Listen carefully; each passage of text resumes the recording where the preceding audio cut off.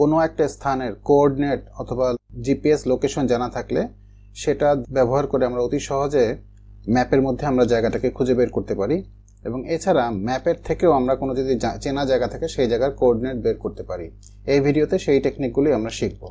প্রয়োজন হলে ভিডিওটি পজ করে দেখুন। প্রথমে আমরা ব্রাউজারে গুগল ম্যাপ খুলি, maps.google.com।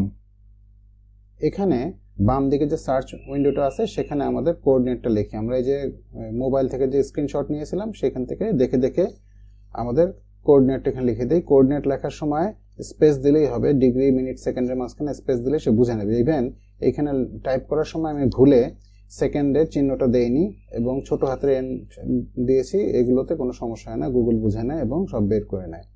যেটা দিয়ে এন্টার দিলেই আমাদের কাঙ্ক্ষিত লোকেশনে নিয়ে যাবে।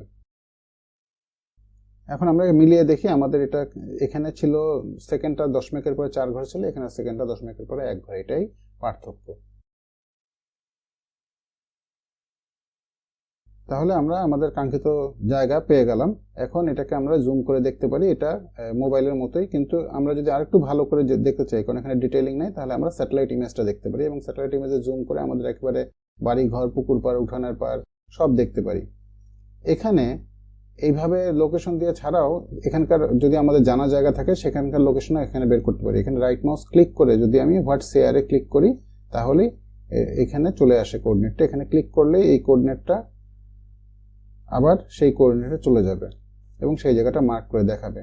এছাড়াও গুগল ম্যাপের সাহায্যে আমরা আরো কিছু কাজ করতে পারি। আমরা একটা জায়গা থেকে আরেকটা জায়গার যে ডিস্টেন্স সেটাও গুগল ম্যাপে অতি সহজে বের করতে পারি, যেগুলো সবই আমাদের সিভিল ইঞ্জিনিয়ারিং এর ম্যাপ প্রস্তুতিতে এবং রিপোর্টে কাজে লাগবে। যেমন ফর এক্সাম্পল এখানে আমরা এই মসজিদটা থেকে যদি একটা জায়গায় যেতে চাই তাহলে ডান মাউস ক্লিক করে মেজার ডিস্টেন্স সবার শেষে দিয়ে ওখান যেখানে ক্লিক করলাম ডান মাউস সেখান থেকে শুরু করে যেখানে যেখানে ক্লিক করবো সব মাপবে। একটা জায়গায় ক্লিক করে একাধিক জায়গায় ক্লিক করতে পারি, যেমন এখানে একটা, তারপর আরেকটা, এরকম যতদূর খুশি আমরা ক্লিক করতে পারি। এমনকি যে এখানে মাঝখানে যে সমান লাইনটা মিলে গেল না, এটাও আমরা ধরে ধরে মাঝখানে ইন্টারমিডিয়েট পয়েন্ট দিয়ে টেনে টেনে এটা মিলিয়ে দিতে পারি, যাতে আমাদের অ্যাকচুয়াল দৈর্ঘ্য যেটা সেটা রাস্তা বরাবর যে দৈর্ঘ্য সেটা চলে আসে। তাহলে এইভাবে আমরা অতি সহজেই একটা ম্যাপের মধ্যে যেসব কাজ আমাদের করতে হয় সেগুলো করতে পারি এবং স্ক্রিনশট নিয়েও রাখতে পারি এবং আমাদের রিপোর্টে দিতে পারি। এবং এখানে দেখুন প্রত্যেকটা খণ্ডের দৈর্ঘ্য মিটারে দেখানো আছে এবং প্রথমে একদম যেখান থেকে শুরু করেছি সেখানে 0 এবং যেখানে শেষ করেছি সেখানে মিটারে টোটাল দৈর্ঘ্যটা দেখানো আছে এবং নিচেও আমাদের যে টোটাল দৈর্ঘ্যটা এটা মিটারে এবং ফিটে দেখানো আছে। এভাবেই আমরা গুগল ম্যাপে আমরা কোঅর্ডিনেটগুলো ব্যবহার করতে পারি।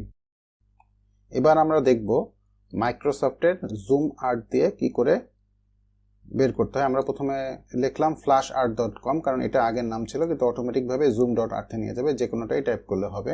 জুম আর্টে চলে গেলাম, এখানে একটা জবরদস্ত ম্যাপ দেখাচ্ছে। এখন এই ম্যাপের মধ্যে মাঝখানে একটা ক্রস হেয়ার আছে, এই ক্রস হেয়ারটার কোঅর্ডিনেটে নিচে বাম দিকে দেখা। এই ক্রস হেয়ারটা যদি না দেখা যায় তাহলে আমাদের এই বাম দিকের এই প্যানেল থেকে এটা অন করে নিতে হবে এবং আমাদের প্রয়োজনীয় জিনিসগুলো অন অফ করে দিতে পারি।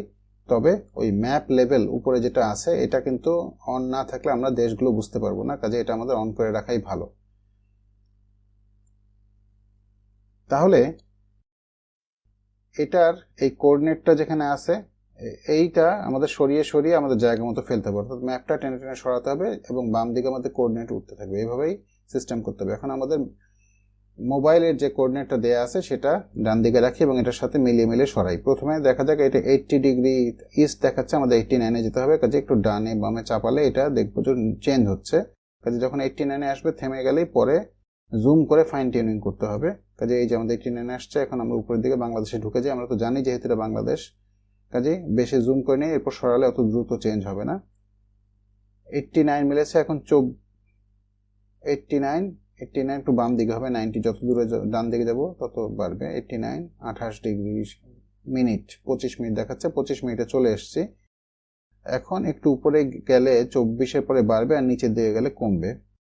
অক্ষাংশ নিচের দিকে 0 হয় আর উপরের দিকে 90, কাজে আমরা খুঁজতেছি 23 ডিগ্রি 47 মিনিট, কাজে আমরা দেখা যাচ্ছে পাংশায় চলে আসছে। এখন আর একটু জুম করি, তাহলে আমাদের অত দ্রুত চেঞ্জ হবে না। আমরা মিনিট সেকেন্ডে চেঞ্জ করতে চাই, সেকেন্ডে চেঞ্জ করলে এখানে আমরা একটু কমায় 20-এর কাছে বা 19-এর কাছে নিতে চাই, কারণ 19.9 মানে 20-এর কাছাকাছি।